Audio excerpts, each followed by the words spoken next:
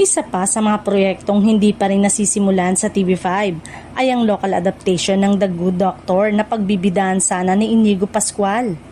Matagal na itong nababanggit sa mga plano ng network ngunit hanggang ngayon ay wala pa ring malinaw na update kung kailan ito aarangkada.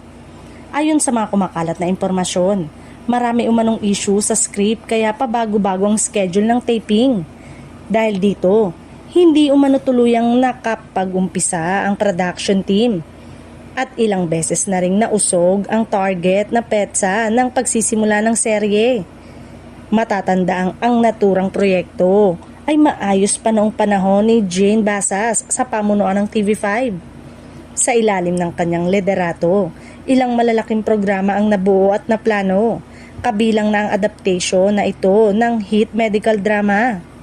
Gayunpaman, sa kasalukuyan ay wala pang opisyal na pahayag kung tuluyan ba itong matutuloy o tuluyang isasantabi dahil hindi pa rin ito nasisimulan. Posible pa rin umanong magkaroon ng pagbabago sa direksyon ng proyekto depende sa magiging desisyon ng network. Marami ring fans ni Inigo ang naghihintay sa pagbabalik niya sa serye, lalo't malaking hamon at oportunidad ang isang medical drama para sa kanyang karera. Kung matutuloy, inaasahang magiging isa ito sa mas ambisyosong proyekto. Sa ngayon, nananatiling palaisipan ang kapalaran ng The Good Doctor sa lokal na telebisyon.